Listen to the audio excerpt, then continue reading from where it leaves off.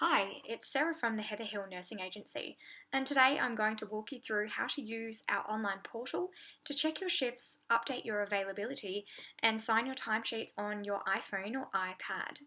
Alright, let's get started. The first step on your device is to type the portal address into Safari. So click on Safari and type onlineportal.hhna.com.au/mobile.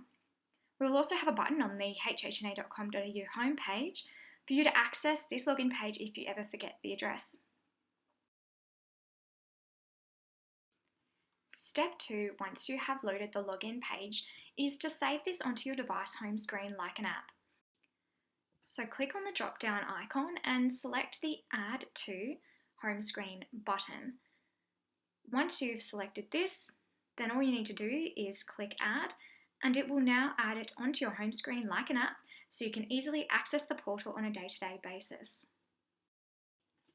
Step 3 is to click on the portal app and log in using the username and password that has been or will be emailed to you. Today we'll be logging in using a test nurse account called Jane Doe. Simply type your username in and your password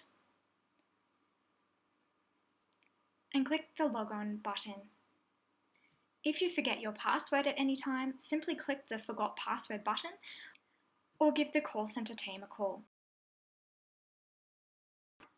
Once inside the portal, you can check all of your user details to make sure that they are correct. You'll be able to see your first name, your last name, your date of birth, your address, and your contact details. If there's anything that looks incorrect, just let us know. The next section in the portal is rosters. This will show you what shifts you're booked in for between certain dates.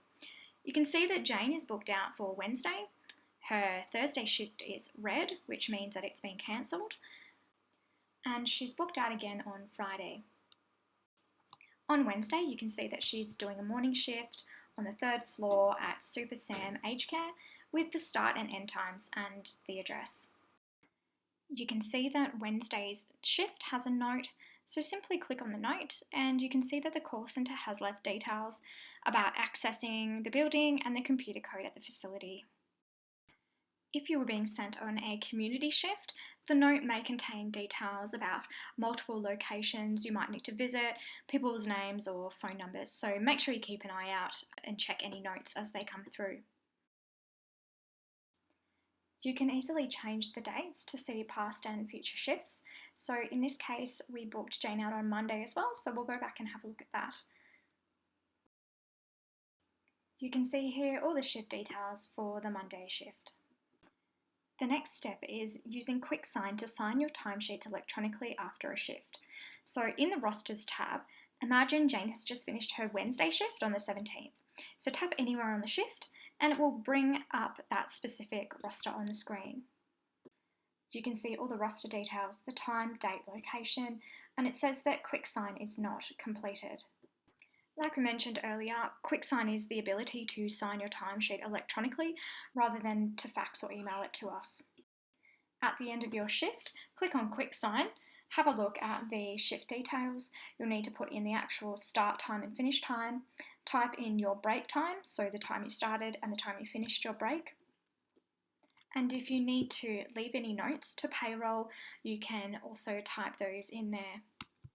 Just like when you fill in normal physical timesheets, you need to have this signed off by the RN on duty.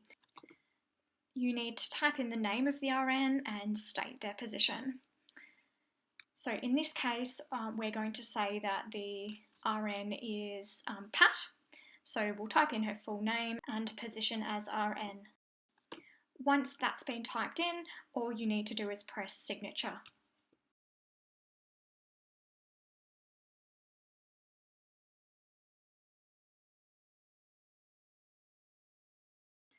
This is where the RN will sign. So you can turn the mobile onto the side to make the signature section larger. And they just sign their name, and once they've signed it, all they need to do is press save. Once it's been saved, on the next screen, all you need to do is press OK. You'll then be taken back to the upcoming rosters page where you can see that that shift is now highlighted in green, which means that the timesheet has been successfully saved. The next tab across allows you to view and get a copy of any of your previous payslips. In this case, we haven't paid Jane yet because she's fictional, but you can filter your payslips by date and they will pop up as a PDF. The tab after payslips is availability, which is a really great feature of the portal.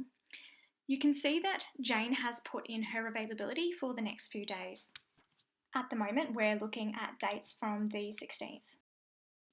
You can easily filter to extend the dates, but just note that it won't let you go back in time to edit your previous availabilities. You can see here that Jane has said that she is available on Tuesday morning and afternoon. She's rostered on Wednesday, is available most of Thursday, and she's rostered on again on Friday.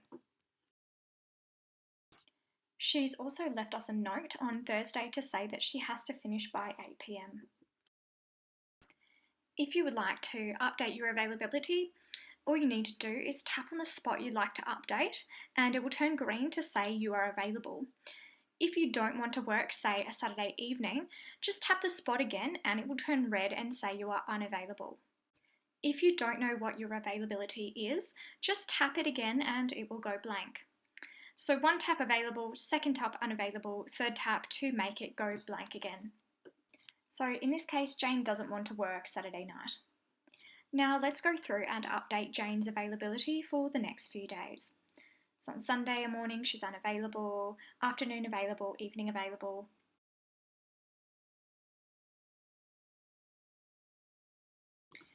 During the week, Jane actually has to finish early. So all she needs to do is type a note in the comment section to say that she has to finish at, say, 10 p.m. So the really critical part to updating your availability is that you have to make sure you press Save Changes at the bottom of the page. If you don't click this, your availability won't be updated.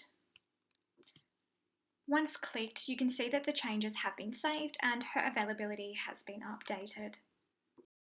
If you'd like to extend the dates out, say you know your availability up to the 30th of June, you can simply change the dates at the top of the screen and press Submit.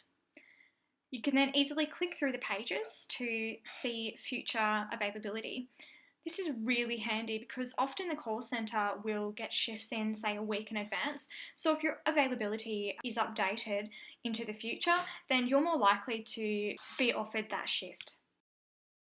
The next tab in the portal is Sending Notes. So Send Notes simply sends a note to the call centre. So in Jane's case, she just wants to let Tracy know in the call centre that she's doing a great job. So she simply types in her message, and once she's finished typing that message, all she needs to do is press Send, and an email will be sent to the call centre.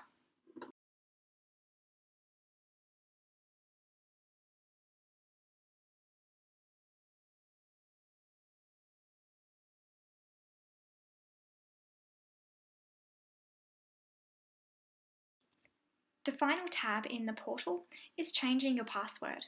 So all you need to do is type in your current password and then type in the new password you would like and type it in again to confirm. Once you've done this, just make sure you press Change Password to save the changes. So that's the rundown on how to use the online nurse portal.